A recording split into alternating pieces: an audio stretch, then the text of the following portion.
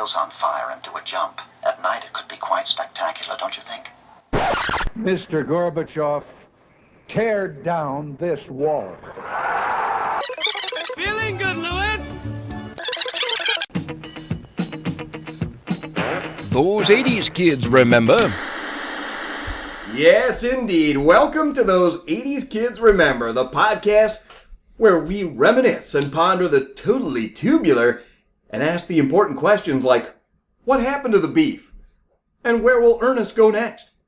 I'm Craig. With me today, the rest of those 80's kids. Rob.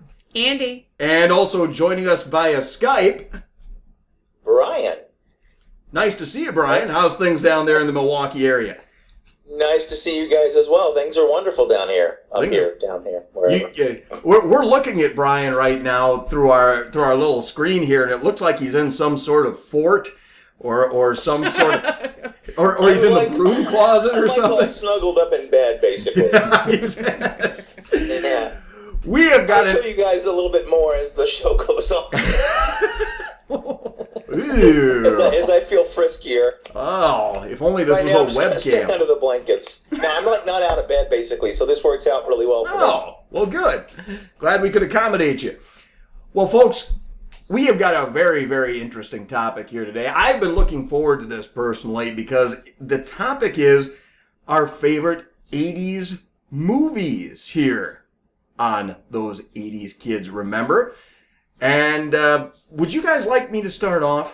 Please, by all means. See, my favorite 80's movie is almost like a stereotypical thing that first pops into your head when you think of great 80's movies. And what? Is it Scavenger Hunt? Exactly, yeah. Sleepaway Camp. No, my favorite 80's movie, because I grew up with it, and it still holds up today, in my opinion, Back to the Future. Oh, interesting. Yeah. I still love Back to the Future today. As do I. You can make fun of anything, but that movie is still great. Well, the weird part about Back to the Future is you see a young Michael J. Fox, and now when you see Michael J. Fox, it's different, of course. So, it's quite different. Yes. And of course, hats off to him, dealing with the Parkinson's and all that. But I find it kind of strange though when you see the younger Michael J. Fox, and then you see what's happening to him today. Oh yeah, well, it's like looking back at footage of Muhammad Ali. True. Same dealio, but. For me, Michael J. Fox is great in that movie, and it is sad to see how he is now. But those are two different guys. Biff would really fuck with Michael J. Fox now. I mean, that would be just merciless. Marty would have never landed a punch on Biff in that cafeteria. No, he wouldn't. He would have had to have a hell of a distraction to get Biff looking the other way long enough for Marty to clock him. But to me, okay, I wanted to run down a couple of things here about this movie. A couple of things that maybe I find a little strange, even though I love it. The first thing, the beginning of the movie. Remember when Marty does that famous, "Damn, I'm late for school," and he takes off running out of Doc's place, and The Power of Love by Huey Lewis starts up? Yep. That whole thing. And he grabs onto the back of these vehicles on his skateboard. Mm-hmm. Pulls people he doesn't even know. Yes, and he just hooks himself onto the back of these vehicles. I remember when I was a kid, I first saw that movie at about 9 years old. I remember thinking, yes. I was like, yes, damn it. That is exactly how I am going to high school. Every day, I'm getting a skateboard, I'm hooking myself onto random strangers' cars. It's going to be the greatest thing ever. Well, because it looked like something you could do. They make it look so easy and like something a kid could do. Well, yeah, Hill Valley had to have had the smoothest roads in the history of mankind. I couldn't even use my skateboard on some of the roads that we had in my town. The majority of them, they're too damn bumpy. Well, that and you would have had people pulling over because somebody was attached to their car. Look, kid. This is not cool. You got to get off of here. I'm going to get sued. Now, but again, I love that scene.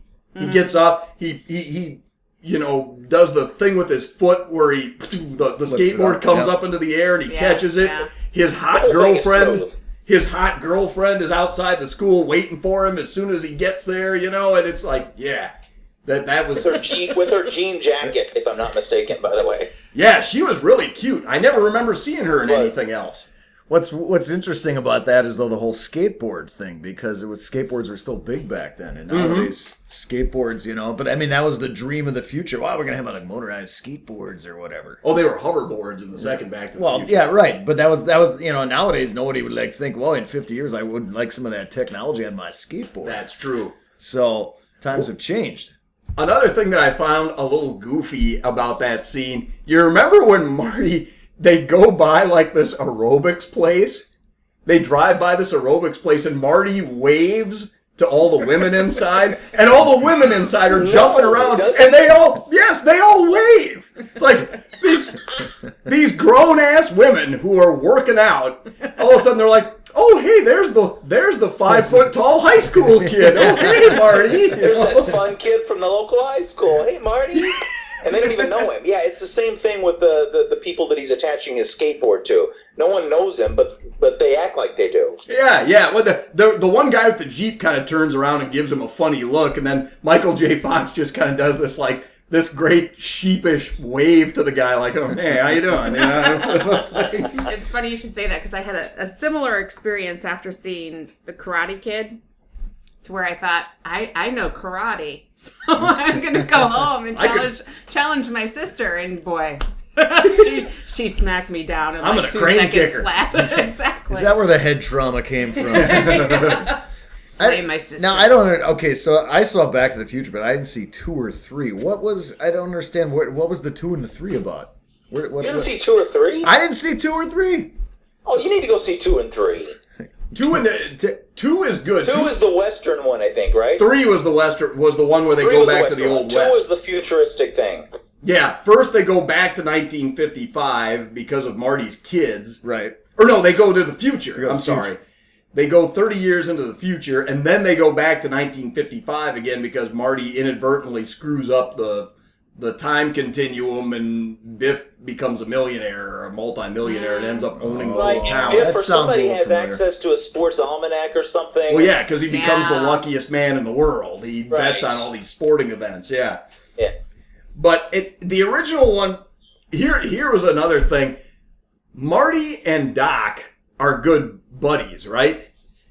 And now, if you were Marty's girlfriend, what would you think of this? I mean, because he's hanging... a creepy relationship. Anyone today would see that as a creepy relationship. Well, yeah. Inappropriate. Because Doc is seen throughout Hill Valley, throughout the town, as this crazy, eccentric guy.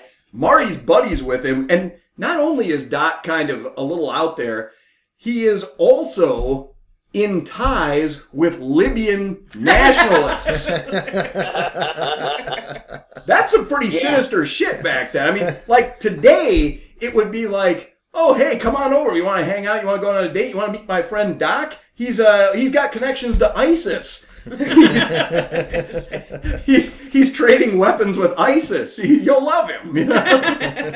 Well, and Marty hangs out at his house though a lot. Yeah. It's probably Doc's house more than he is his own. And parents today would flip out if you were hanging around this older professor guy who everybody thought was a nut, and you're at his house all the time. Yeah, here's the older gentleman. He's just hanging out with my teenage son. Yeah. Right. And, well, it's how Doc got his hands on that plutonium, because he told these Libyan guys that he was going to build them a bomb. He's like, I'll build them a bomb, and gave them a bomb casing full of pinball machine parts, and in place he got his plutonium for him to use on the time machine. I mean, that was some very strange stuff for back then. Another strange thing that, I thought it was strange when I was a kid, but even more so as an adult, was the subplot of Marty's teenage mom falling in love with Marty. Yeah, it's a bit out there. That's, I think that creeped out everybody a little bit. And not just falling in love with him, she's like coming on to him. Yeah, throwing herself at him. She like squeezes his thigh when she's at dinner with him at her parents' place. Ooh. She is. Good Lord, she's so hot though. What's her name? Leah Thompson. Leah Thompson. Yeah, Leah Thompson was a friggin' doll back then, man. She was. She was really cute. What else was she in? She's in a Some Kind of Wonderful. Howard the Duck. Howard the Duck. Yeah, speaking of creepy stuff, yeah, she also had sex with an alien duck man as well. Well, who wouldn't, right? She likes to explore. She's kind of freaky. Yeah, she was in the John Hughes movie, Some Kind of Wonderful. Yes. I remember her in Yeah, that. What that else one. was she in? Caroline in the City. Yeah. The sitcom. Yeah. And one other thing about Back to the Future as well, some classic characters. I mean, Marty, great character, obviously. Doc Brown.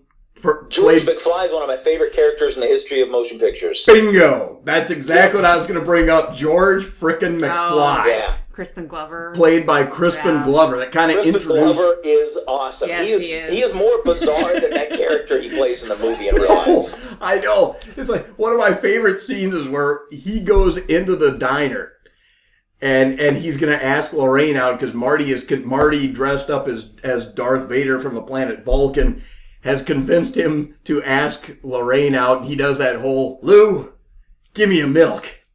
Chocolate. And then the milk comes sliding down to him like it's a freaking whiskey or something. He slams it.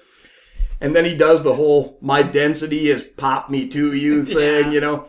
And she looks up at him and she's like, wait a minute, don't I know you? And this is one of my favorite parts of the movie where he's just like, yes, I'm George McFly. I'm your density. You know, that whole schmeal. He plays that part so perfectly because he's such a socially inept geek and he's so nervous. And he's trying to be smooth, right, you know, right. reading off of his notepad. And Crispin You could make Glover. a movie just based on the life of George McFly. I would go see it. Oh, I know. You could make a prequel about really could. what happened to George before, you know, like all of his peeping Tom shit. Yeah. Yeah. Like that's how he was. Go ahead. Just to give me as much George McFly as possible, I would go see a 2-hour movie just with him. Just to get more Crispin Glover in. Yeah, it's too bad. You know, Crispin Glover's like, 60 years old now, so they can't do And anything. insane. He's crazy. Oh yeah, That he's out of guy's his nuts. mind. And one last thing I wanted to bring up about Back to the Future too. This struck me as a little odd when I was a kid, and even more so now, is the quote-unquote happy ending of Back to the Future when Marty comes back to 1985. Okay. You know what I mean? Parents are cool now. The parents are kind of hip, yeah. The whole family is different.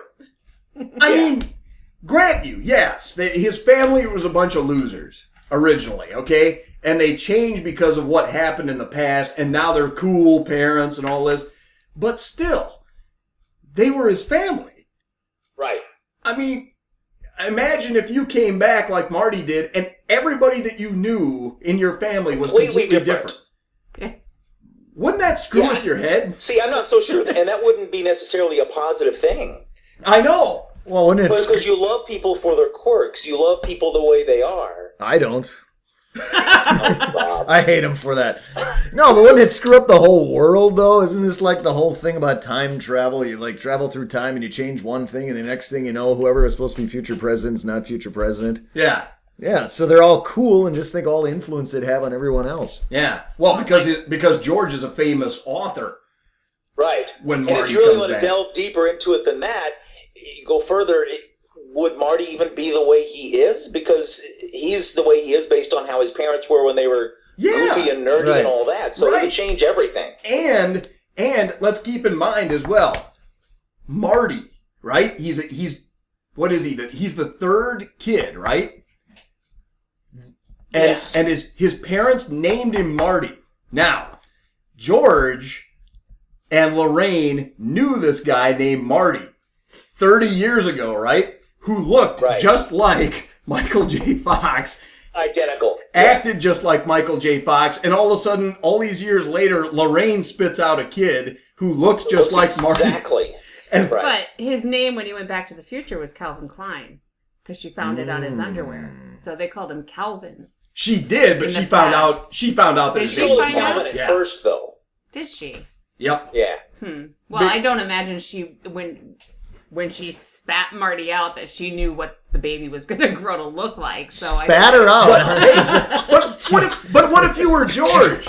What if you were George? It's like you're. Great way to put childbirth. Yeah, it's just. Hey, been there, done that. But seriously, what if you were George and your wife gives birth to this child named Marty, who Lorraine kind of had a crush on this Marty guy, and then all of a sudden, all these years later, she gives birth to a kid who looks just like Marty, and he's named Marty and everything. What would you think? And then not only are you not going to question that, but you're going to name the kid Marty! Well, Exactly! I think what I'm trying to point out is that when a baby is born, you don't necessarily look like your future self. I mean, it's hard to Well, that's say true, too. what a baby is going to look like. So, I mean, I don't think you could Especially if you spat him out.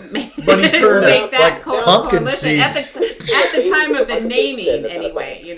But I'm saying the kid, but he grew up to look just like yeah. this guy Yeah. that Lorraine Well, had the hots for they years could, earlier. They could have considered naming him after Marty because Marty was the one who got them together, Well, why didn't they name the first kid Marty then? Well, I don't know.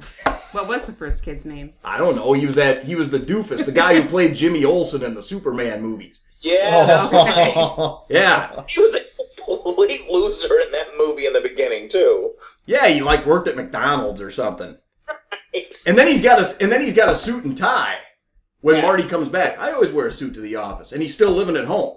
I don't know. And the last thing I wanted to point out too was I love the fact that George McFly still has Biff hanging around Right. the family. Washing the car. The guy that tried to rape his wife 30 years earlier. Right. Yeah. He's like Eddie Haskell. You just kind of keep him around, You always got to have that one guy. He's Uncle Biff, Uncle. I know Uncle. you tried to sexually assault my wife back Well, in high school, but well, did yeah. you wash the car? Well, yeah, because if George wouldn't have come up to the car, man, I mean, Lorraine would have been taking it, whether she wanted to or not that night, Yeah. because Right. that's kind of a disturbing scene right there for a kid's movie. It is. I'm going to point out one more thing. First of all, two more things. Huey Lewis is in it, and I love that part. I think that's awesome. Do you guys remember that? Oh, Soda Jerk, right? He's the Yeah, band he's a guy. judge. Oh, he's the band guy. Oh, okay. I'm afraid you're just too darn loud. He's that guy. That's Okay. it. That's exactly what he says. And then his career was over. And his career was over. And you didn't hear was from it. him until he was playing at the casino. The other thing I want to point out is that punch that McFly lands, if I'm not mistaken, knocks Biff out. Oh It's yeah. one little punch from little McFly, and Big Biff is on the ground, on his back. It was That like happened a lot in movies.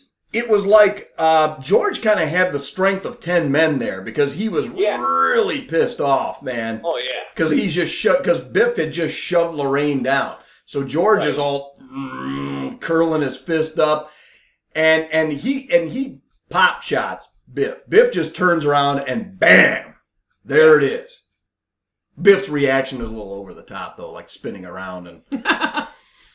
It's like a cartoon. Gaze at the camera. It was like Popeye punching Bluto, Pluto, after he it's ate exactly spinach. what it was. And then the stars are flying around his head and Yeah. stuff as he's on the ground. And I don't want to give anybody the impression that I'm like picking on Back to the Future or anything like that, because I still love the movie. It's just these goofy little things that you notice with like 3 decades of hindsight, those types of things. Yeah. And the DeLorean in that movie. Oh yeah, I just saw a DeLorean a while back. I still remember the footage of John DeLorean on buying Coke. What? Do you guys remember that at all? No, Really? that must have been in the John- 80s. Yeah, it was the 80s. John DeLorean, he was like buying a whole bunch of Coke. I remember him looking at it, and he opens up a briefcase and this video surveillance footage, and he's like, "This stuff is better than gold," or whatever. And yeah, Was this at your house or what? What are you? What are we talking? Was this a personal experience? Yeah, I went to John DeLorean's house. Yeah, I don't remember that one. No, it was it was surveillance video that was set up to bust him in some coke thing. Wow. So it was like some like Marion Barry type of thing. Exactly, yeah. The footage is in black and white. It's kind of grainy. He opens up a briefcase. There's a lot of money. There's a lot of coke. He looks at the coke, says, "This stuff's better than gold." Yeah, and pretty soon he was done. Sweeter than Yoo-hoo. Yes, you. I never heard of that video. I'm going to go look that up. Yeah, I'll send you the footage. It's good stuff. Okay. I have it sitting around. I'd have to find it on YouTube. Who wanted to go next? Rubber? Well, the movie I was going to talk about was Escape from New York. Escape from New York. I've always been one to like the science fiction movies, and Escape from New York was one of my all-time favorites. Of course, that was a star-studded cast. First off, you had Kurt Russell. Right? Yep. The eye patch. Then you had the guy from all the Halloween movies who was the abducted president. Do you remember the president of the movie? Donald Pleasance? Donald Pleasance. Donald Pleasance was the abducted president. Then you had the guy who was the voice from Chef in South Park was Isaac Hayes. Isaac Hayes. He was the ringleader of the bad guys. Then you had Ernest Borgnine was the taxi cab driver. Ernest Borgnine. Wow. Holy crap. So the whole premise of the movie, of course, was that it was in the future, overpopulation, crime was amongst us, and they decided to take the whole city of New York and make it a giant prison. Remember? So they barricaded the whole thing off. They barricaded the whole, and it was probably like Manhattan or something, and it was like the island part of New York. Well, anyway, so what happened in the movie, a plane carrying the president was flying way too close to the prison, because you know what's going to happen if you're the president. You're going to be flying that close to an entire state of prisoners. Right. Somebody takes a rocket launcher or something, shoots the president's plane down, he crashes, and they take him hostage, and he's got some cassette tape. This just goes to show you that in the future it'd be cassettes, but they're very small cassettes. Remember that? Anyway, he's got a cassette tape, and it's supposedly got some great speech that he's going to give to the Prime Minister of Botswana land or whatever is in the future, and they've got to get this back in time for this conference, right? So that's what happens. So he crashes there. So then you have Kurt Russell, who's a prisoner himself, and he is dealing with Lee Van Cleef, who was actually in The Good, Bad, and the Ugly. He was the bad guy in, right? Love Van Cleef. Yeah, Lee Van Cleef, awesome. That guy just looked like he'd, be a bad guy. Yeah. So anyway, Lee Van Cleef tricks him in the movie. He wants him to go find the president, right? So he agrees to get his freedom that he'll go in and get the president out, but then he shoots this weird dart in his neck, which is going to explode in his veins in about 72 hours, and he's going to be dead. So he's got 72 hours to get the president back in time to make this speech to save the world, or else he's dead, the world's going to suffer, who knows what's going to happen. So he takes a glider, he lands on top of the World Trade Center, which, of course, if it really was the future, would now be defunct.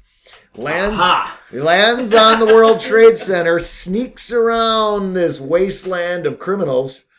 By the way, there's like an interracial gang that all gets along. It's all blacks, whites, Hispanics. They all get along, and their one common goal, of course, is to be thugs. So then he's got to It's the same gang from Death Wish 3. Same gang from Death Wish 3, I'm sure. Oddly touching to see that kind of racial harmony going on, where they're plundering together and raping and pillaging. And so trust among thieves. So he's got to infiltrate the camp, get the president out, and sneak him out of the thing before time runs out. But of course, something goes wrong. Yeah. Well, he ends up getting captured, and then he's got to fight this big bearded dude in a boxing arena. You remember that? I've actually only seen the first 20 minutes of it. And that was recently, so. Yeah, he's got to fight this big dude in the arena because he gets captured. He ends up hitting him with a board with nails, and it sticks in his head, and then guy dies, and then he manages to escape, and he gets the president. And then as you get towards the end, you got the cab driver, who's Ernest Borgnine, who's helping these guys get across the big bridge to get to this giant wall where they can scale up and get on the other side of freedom. Wait, there's can taxi. we do a whole show about Ernest Borgnine? My hero. There's taxi service in this prison city? Well, they've got old taxis still, that run. I mean, I don't know. They're using grain alcohol to run these cars or whatever. But I mean, it's basically it's a post-apocalyptic New York, so to speak, but Yeah. you know, and they just got whatever they can scrounge, and that's what they're doing. They're running around. A big criminal gang runs it. Danny DeVito was their dispatcher. But it was one of those cool movies when you were kind of a kid because it had a lot of violence. Oh, and yeah. It had the creepy, because back in the 80s, you were always thinking about what's going to happen to the world in the future. You know, it's always like, oh boy, we're all going to die in the year 2000. Jesus is coming, or the Russians are going to blow us up, or something like that. So it kind of fit in the time that you had this theme of, oh boy, things are going to be worse down the road. And then you had Snake Plissken, who was, of course, had an eye patch on, and he was pretty cool. And Well, yeah. Coming, do you know? what's that?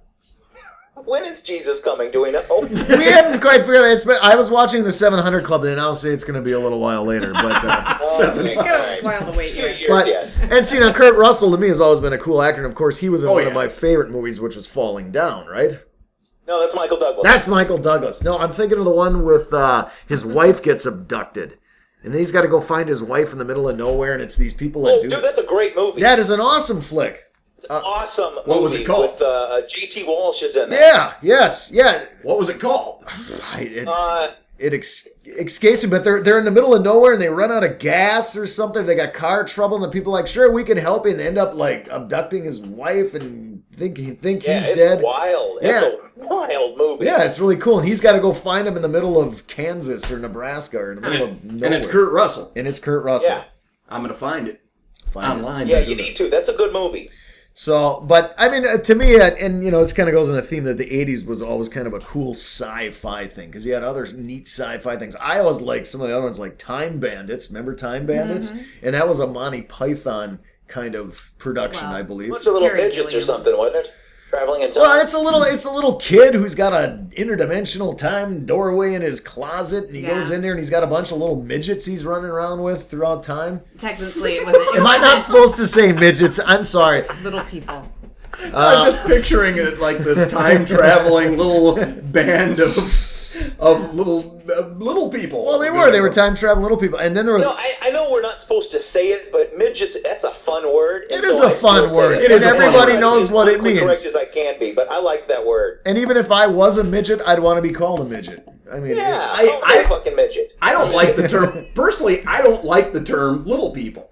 I think it sounds very condescending. It's like you're gonna, walk up to them and tickle them under the chin and be like, "You're a cute little person." It sounds like they've got gold or something. Oh, it's the little people.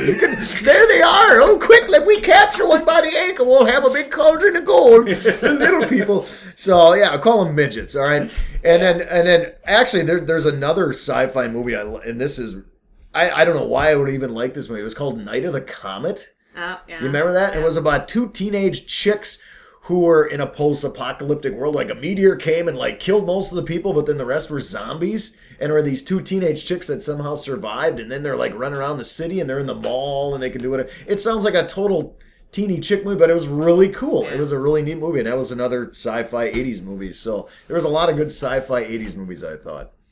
Cool. I have never heard of that movie. Night of the of the Comet. I haven't either. No. Wow, Night of the Comet. Check it out. It is awesome. It is a great movie. Is it as good as Death Wish 3? Nothing's as good as Death Wish 3. I don't know that anything's that good. Nothing.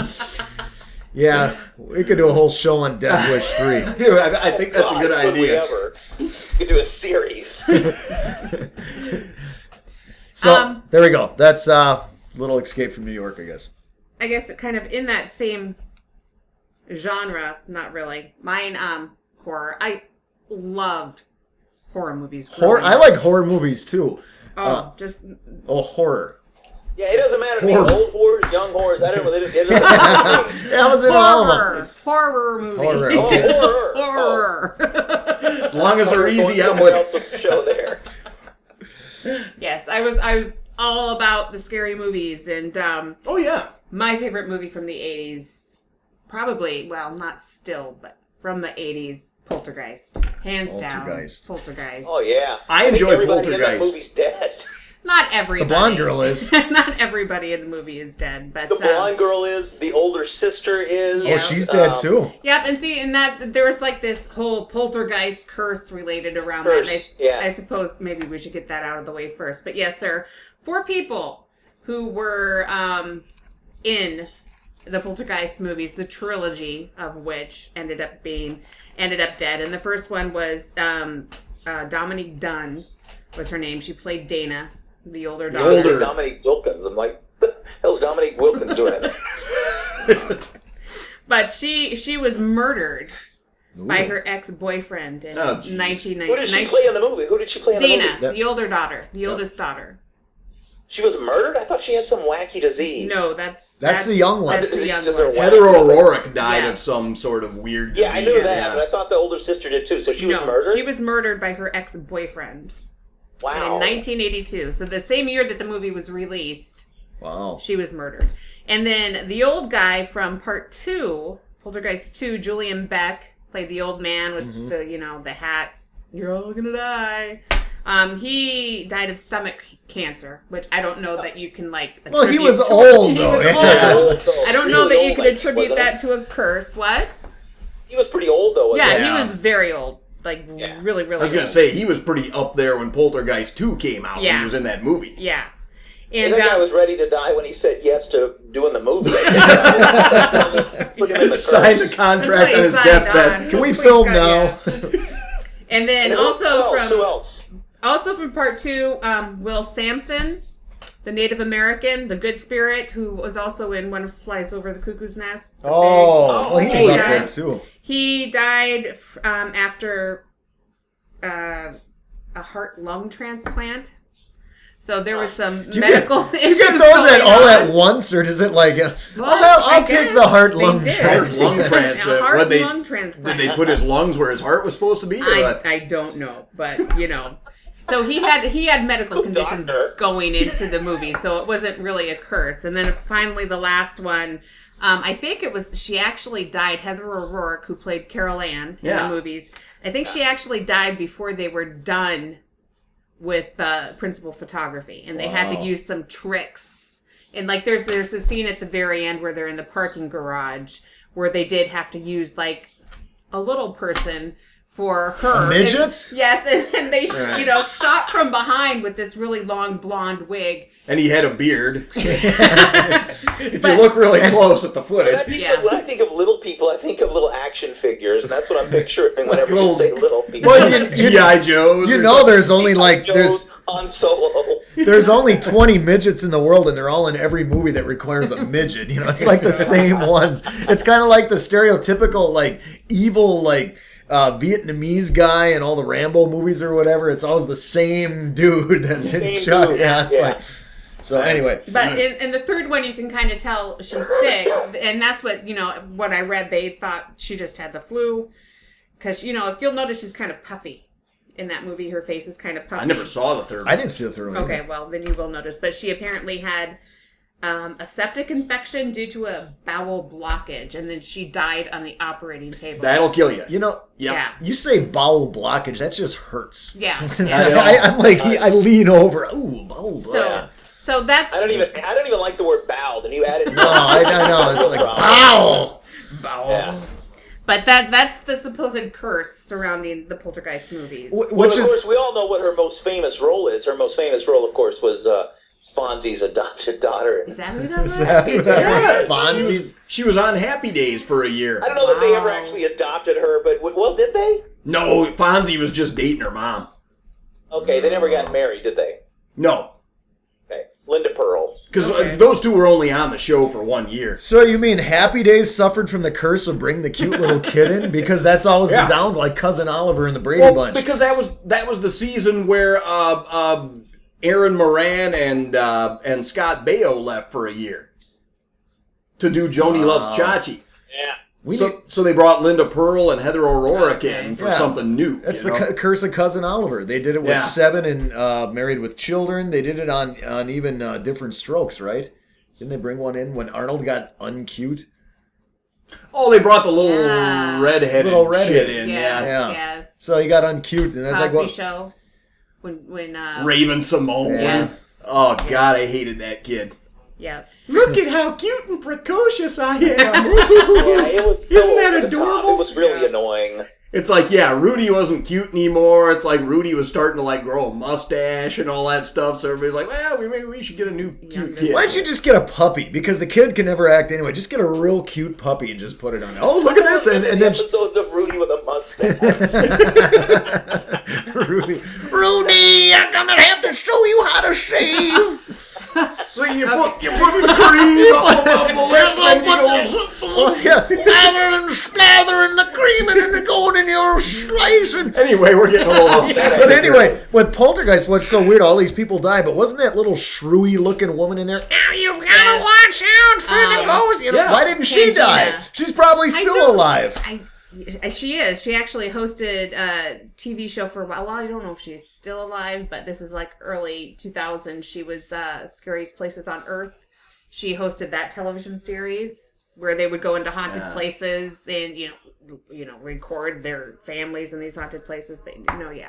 But see, Poltergeist. I mean, I love this movie so much.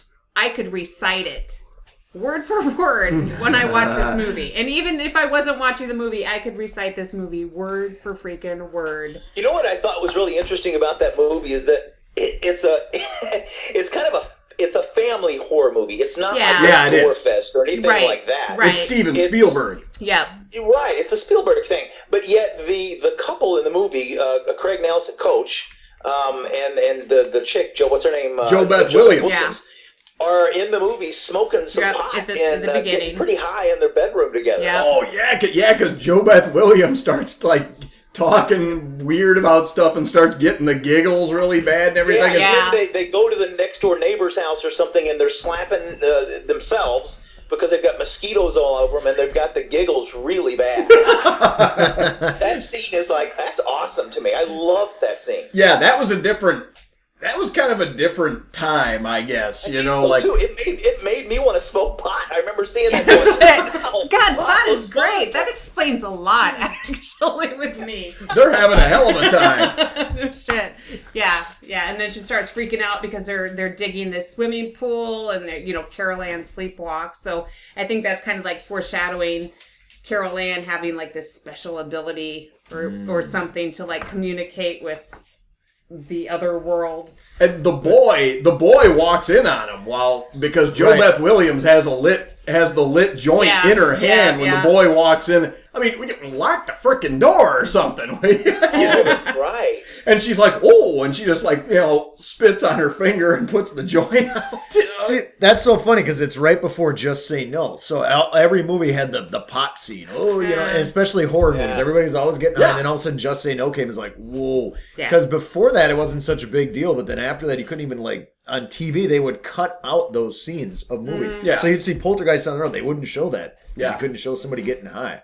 Yeah, because it was like the late 70s, early 80s was like the zenith for pot smoking, basically. Oh, yeah. At least in high school. Well, it was almost illegal by then. And then all of a sudden Reagan came along and said, just say no. Yeah, well, you shouldn't be doing that. Oh, you said Reagan, dude. I thought you said reggae. And I'm like... Yeah, reggae came along. Put an end to that pot smoking. Hey, never mind.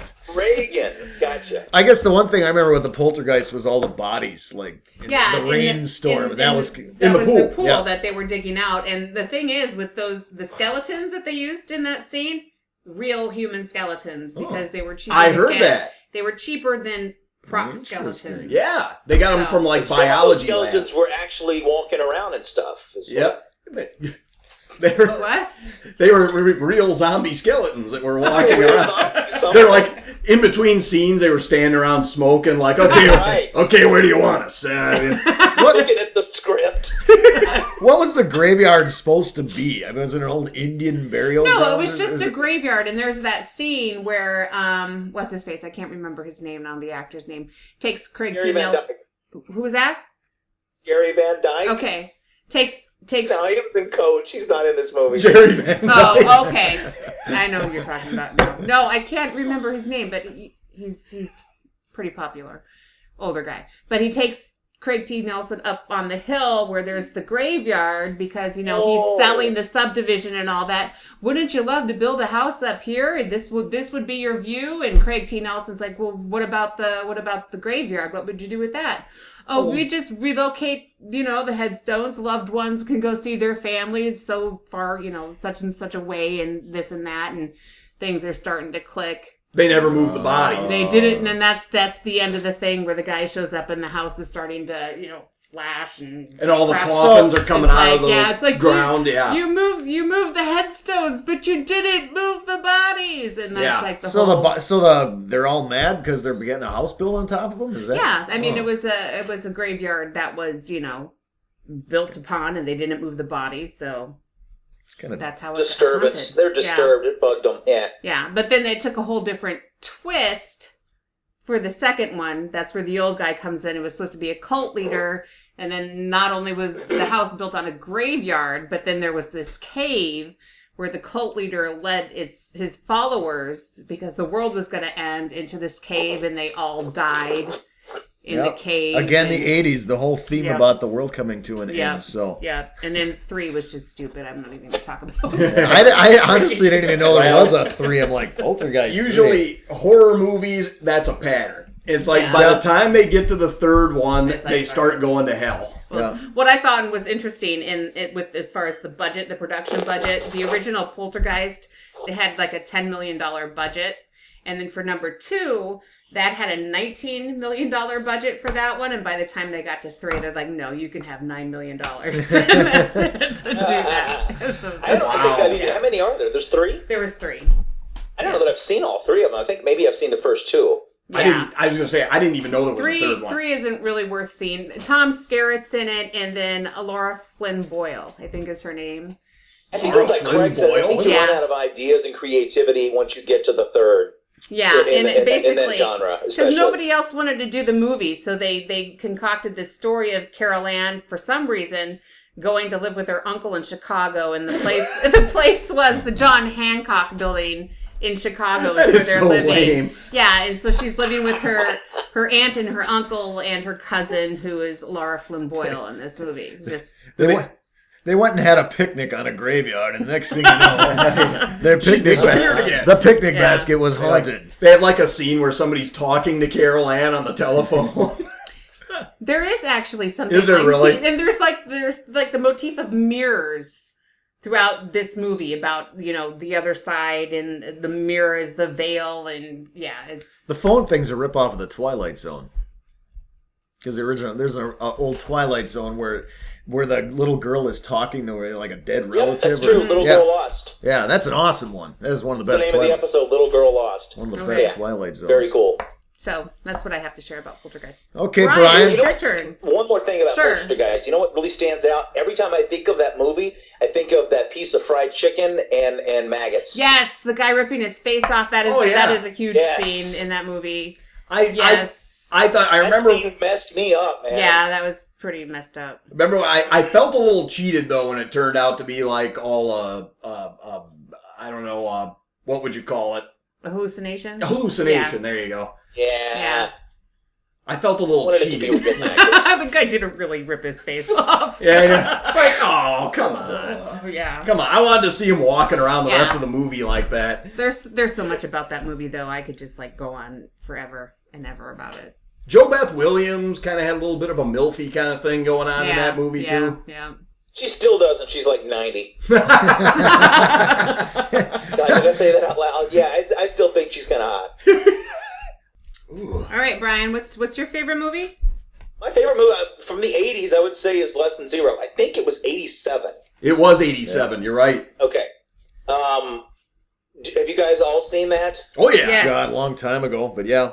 Okay, and Andy, you said you've read the book? I read the book when I was 13 years old. Was it better than the movie? Because they always say the book's better. She said it was worse. She said it was more fucked up. It was way more fucked up. The story, I think, was better. The movie was kind of cheesy as compared to the book, but the book, it was a good read, even at 13, with the prostitution and the drugs and the anal sex and everything. La la la la la la. Yes, so... I don't remember the anal sex part. It was pretty fucked up. Featured in the film. It was Jamie implied. Gertz. It was implied in the film, but I mean, it's a really graphic. You mean book. Andrew McCarthy and Jamie Gertz? It was implied those two. At the end of the movie with Robert Downey Jr.'s character when he's like with what's his face, the blonde guy. What's his He's name? with everybody. He was given People Hummers, money. I know. And that's the whole thing about that movie is when I saw Scarface, which was I think '83, I wanted to do coke really bad because it looked awesome. And then I saw Less Than Zero, and Robert Downey Jr. is owing people money because of coke deals, and all of a sudden he's blowing some guy at some cheap hotel. And I wanted to do it even more. I don't want to do coke. Wait a minute. Now, Robert Downey Jr., didn't he end up like on Smack? Oh, he was fucked up. He Yeah. was probably like. But he wasn't doing coke. He chose Smack. Maybe he should have stayed to well, coke. who knows? I mean, you probably Well, was he doing smoked. both. He was freebasing it though. Yeah. He was costing himself a lot of money because he owed James Spader a lot of money in that movie. Wouldn't he like Oh, yeah, think that's he'd why have he was learned on his knees lesson? at the end of the movie. Wouldn't you have like, oh, I started this, I learned my lesson, how bad this is? No, he went and did it all then. Well, I think he was probably fucked up when he was making that. He movie. looked like it. No, he was probably not. He did. He Probably looked strung not out. makeup at all. It was No. probably just him showing up to set that day, and Right. that's how He looked strung out yeah. for real in the movie. Yeah. But the whole premise was like, it's like, I don't know, what was it? Holiday break? Basically, they were all friends in high school. Yeah. It shows clips, I think, of them graduating high school, and then Right. it's basically the movie is what happens after graduation. Andrew McCarthy, I think, is the only one who really goes off to college and does anything. The others pretty much stay there and party it up. I think Jamie Gertz is a model. She's Yes. like a coke-spinning model or something. Yeah, she's a cokehead model. And Robert Downey Jr.'s been kicked out of his house. He sleeps like at the beach and shit. Yeah, he Yeah. sleeps on park benches and out on the beach, and he owes James Spader's character's name is Rip in that, the drug dealer, Right. and he owes. Spader's character is great in that. Yeah, I know Spader's awesome in that movie. He just plays that sleazy drug dealer just perfectly. Mm-hmm. Yeah. I mean, there's nothing positive, nothing good about his character at all. It's like he's kind of got like this superficial charm going on too. You know, he Right. comes up to Andrew McCarthy at the beginning when they're at that party and tries giving him a little coke and everything. And he's like, I tell you what, man, these people here are assholes. And McCarthy's like, well, I make great customers though, right? And then Spader's like, oh, the best, man. Well, and he's trying to give Andrew McCarthy some shit for free. And Yeah. It's just so wrong. Yeah, he's like, old habits die hard, right, buddy? Pats him on the shoulder, you know. Well, and then he's running a prostitution ring on top of it. Yeah. Yeah. And that's how he ends up letting Robert Downey Jr.'s character, I'm trying to remember the name, Julian, pay off his debt is to want to blow some guys in a cheesy motel. Yeah. Yeah. Is that bad? Because I'm just asking. Rob, you could be making money, Yeah, man. it's like, I'm hurting for some cash here. But there was I don't know, if you're not even remotely bisexual, could you go down that road? Oh God! No. Well, but what's interesting I- is this. What's interesting is you think back to the '80s. It's almost kind of implied like the worst thing you could end up doing is Right. sucking some dude's Right, dick, as a you know. guy, And yeah. now all of a sudden it's like flash forward to like modern times. Like we probably shouldn't imply that because it might give it might be anti-gay. It Right. shows you how much times have changed. but it's part of that, and just the fact that he's whoring himself as Right. well. Right. You know, degrading himself. I mean, and it would be implied if it was a woman too. You know, Right. Right. she's Right, doing I it for think the so, sake too. of all the drug money that. But she's it built just up. seems like it's supposed to be more shocking because it's him. Oh, look what he stooped to. You know what I mean? Yeah, Yeah. there's a little bit of Yeah, that. yeah, and just to bring this about, and it kind of reminds me of my own Private Idaho. That was kind of like, have you seen that movie with River Phoenix? Is that about a potato? Is that about? With River Phoenix and Keanu Keanu Reeves, Yeah. and I've heard of that's it, what the whole thing is with the male prostitution kind of thing going on. Yeah. I thought that movie was about they have like this potato. And That's what I said. My private baked potato. They're farmers. Yeah, I think that was the name of My Private Idaho or Private Idaho or something like yeah, that. it Yeah, it was. was My Private Idaho. Yeah. Yeah. I'm sure. Who was the other actor in it? It was River Phoenix and Keanu. Keanu Reeves. it was Keanu Reeves. Okay. Yeah. one of Yeah, those Bill overrated and actors Ted's ever. blowjob journey, man. Dude. But yeah, there was that scene with James Spader and Julian where Yeah. James Spader's character Rip is sitting there. Hey, look, Julian, I got a way you can make some of this money up, and Julian's always, oh yeah, man, whatever it is, I'm So in. He's into like, it. Yeah, he can't yeah. wait. He's like, I'll tell you what, we're just gonna take you along here. You're gonna meet some people. You know, they're really friendly guys. You're You gonna have know, a great time. Just be nice to him, you know? yeah. And Julian's just like, yeah, okay, man, yeah, whatever you need. And then it shows him walking out of a hotel room later with Wiping this his mouth. little scope in the mouth, swishing it around. Yeah, that was a very unique movie, and it also had the Bangles remake. I remember of Hazy Yes. Shade of Winter. Hazy in Shade it as of well. Winter. God, I love that remake. I like the Bengals. Suzanne Suzanne Hoff. I hate the Bengals. Oh, They had a Suzanne couple Hoff was of sexy. Oh yeah, she was. Walk like an Egyptian. I like the She would Bengals. drive me nuts with that friggin' eye thing that she would do. Just drive Oh me God, nuts. I love that. Oh, the God, eye. Egyptian made me want to kill. She had Looking up and Yeah. like to the side. I mean, she would never look on. It was just huge eyes. She did. drive me nuts with it. Didn't mind it. Interesting sometimes how guys and girls see things. I thought she was just ridiculously hot. But I did too. Walk Like an Egyptian I hated. Craig, did you like the remake, though, of Hazy Shade of Winter? I did. Okay. Yep. Because the Bangles, a lot of people forget about it, but they were actually kind of a garage rock sort of group before the record company got a hold of them and kind of changed them into a pop group. Sort of Go-Go's, I think. Oh yeah, the Go-Go's were kind of like, because they were back in the time of new wave. Yeah, and like punk the and late all that 70s stuff. new Rock wave. and all Yeah. that stuff, yeah. Because you listen to the song, We Got the Beat. That song actually rocks when you actually stop and listen to it. Yeah. I like Our Lips Are Sealed. I really do. I love that song. I just love anything by the Go-Go's, man. Yeah, speaking of cocaine, huh? Yeah, Belinda Carlisle. Holy shit. Oh, Belinda Carlisle was a mess. Yes, she was. She had some image troubles, from what I The understand. other thing about Less Than Zero is that I remember it made me hate my own life because these kids were so fucking loaded. Oh, they were I mean, so these spoiled, so homes rich. Were absurd. Yeah, and they Didn't one of them have a fucking elevator? I don't remember.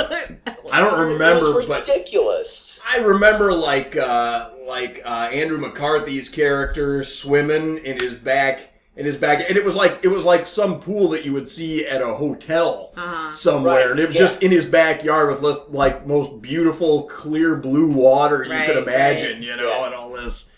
Well, and do you remember Robert Downey Jr. going up to Julian when he goes up to his dad? He's asking for money, and he tells him he's going to be clean. And do you remember what his dad's doing at the time? Oh, it's like He's a on his- private He's on tennis his tennis court. court, and he's got one of those machines hitting the ball to him. Yeah, he's got like 2 tennis courts in the Because backyard. everybody's got that. Always wanted one of those. I did too.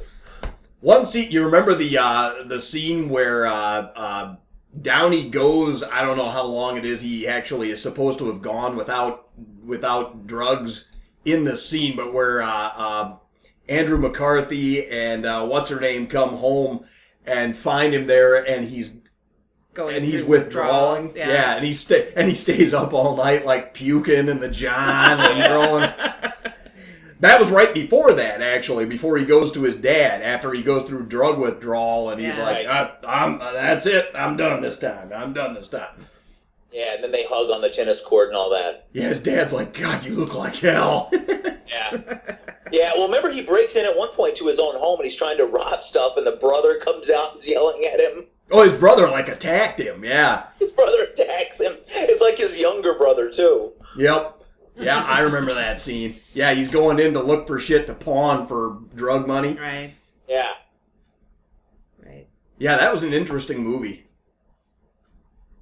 Kind of, very of its time, I Yeah, guess. kind of like really, the excess of the 80s Exactly. was really represented well in that movie. Exactly. Yes. It was set. And then there was another movie that tried to capitalize on that same type of thing, and I actually saw this movie. It's actually not bad, with Michael J. Fox. Do you remember the name? What was the name of that movie? Big City Lights. Bright Lights, Bright, Big City. Lights, Big Big City. City, Bright yeah. Lights, yeah. What was he Bright like? Lights, Big City. What was he like? A writer or something in that movie? Yes. Yeah, Kiefer Sutherland is his buddy in that, yeah. Does Kiefer Sutherland play like some kind of bad guy in that movie, or no? Or is he just He's Michael? kind of sleazy. He's not so much a... Wait, who? Kiefer Sutherland. Who? Kiefer Sutherland. Wait, who did you just say? Kiefer Sutherland. Yeah, Kiefer Sutherland. Yeah. Let's get this straight. It's Kiefer Sutherland? We're on pills right now. Well, because I always, in those big, ever since I saw like Stand By Me and stuff like that, I always picture Kiefer Sutherland as like this villainous character, you know? Well, because he played one in Lost Boys, too. Lost Boys Yeah. is great. Yeah. He was the head vampire, yeah. Well, actually, he wasn't, but everybody thought he was throughout the movie. But Right. Little Corey Haim in that movie. yep, Both of them were in that movie. Corey Both Feldman. both the Corys. Both Corey Corys Haim. were in that That's right. movie. The Corey connection, yeah. Yeah. Lemon. Corey Haim and then the ugly Corey. Feldman. Feldman. The ugly. Is it fair to call him the ugly Corey? Is that okay? Absolutely. Absolutely fair. Well, that looks like we're running out of time for this week, but again, thanks for joining us here very much. Be sure to check us out next week. Those 80s kids are going to remember MTV. You want it? Well, we got it. In the meantime, you can also check us out at those80skidsremember.com. You can also like us on Facebook, follow us on Twitter, and also on SoundCloud as well. Once again, for this week, I've been your host, Craig. I'm Andy. Ryan. And Rob went to the can. But he'll be with us next week. Join us once again next week for Those 80s Kids Remember.